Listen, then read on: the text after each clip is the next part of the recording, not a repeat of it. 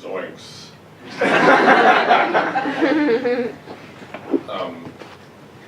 I'm pretty low energy comic.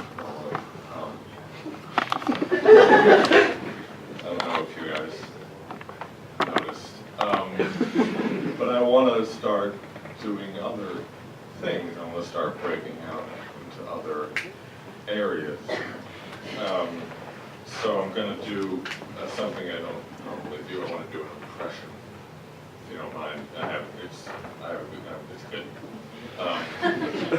The impression is me if I were black, even skinnier and trapped in a hurricane. Once again. It's me. If I was black, even skinnier, trapped in a hurricane.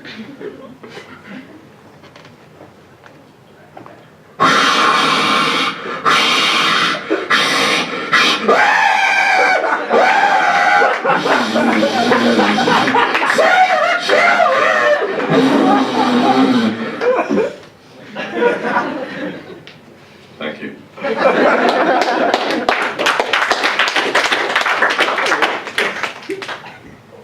Sorry.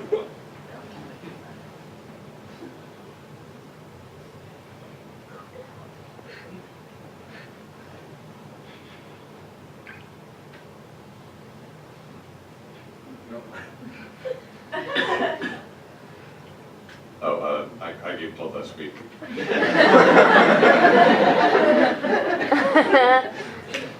Thank you for noticing. It's weird. I'm not usually the type of person to do that, to give blood, because I'm actually afraid of needles and blood, which is a terrible combination because they kind of cancel each other's solutions out. Like if I wasn't afraid of blood, I could get vaccines a little easier. It wouldn't be as nerve-wracking. And if I wasn't afraid of needles, I could get all this blood out of my body.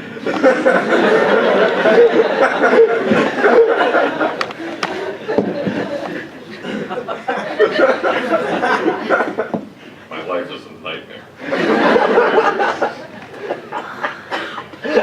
But I was walking through the hub, and I saw one of those signs, the urgent blood donors needed signs. It's always urgent. The Red Cross doesn't ever go, no thanks, we're good. And how are we running out that fast?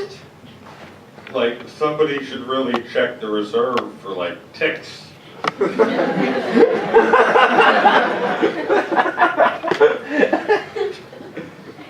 So I walked up to the desk they have, and they gave me a little booklet to say if I could or could not donate blood. And I was hoping to open it up and it would say no. Like a sorting hat for the Red Cross. But it was actually kind of helpful. It was like if you've done certain things, you're not allowed to give blood. Like if you do drugs or if you've contracted AIDS, and that makes sense. But it's also, one of them was if you had sexual contact with a man since 1977. First of all, I'm pretty sure there were gay men before 1977. I've seen Brokeback Mountain. I know. And second of all, this level of misinformation is unbelievable. Being gay is not contagious.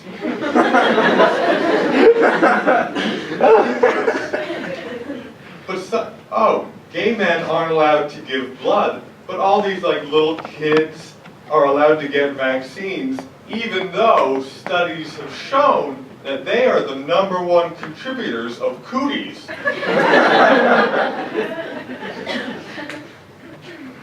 I went through with it, I gave blood, but I didn't go the full amount of time that they want you to, because I started hyperventilating. That's not funny. That was tragic. Like, you have to understand, the most I've ever been hurt is with words. This was a new experience. I don't want you to think like I'm not tough, though. You know, like once a guy said that I looked like a living Jack Skellington, and I've almost gotten over that. But after I calmed down a little bit, the guy who had set me up to give blood, he came back over and said how I was doing. I said I was doing all right. How long did I stay under for? He said, well, you stayed under for 7 minutes, and we were only going to make you do 2 more. I said, oh, I'm so sorry that I couldn't go the full 2 more minutes. And he said, if you had bailed out any sooner, you would have grown a vagina.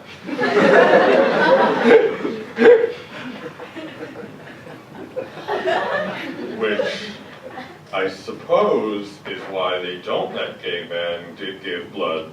Would kind of ruin their lives.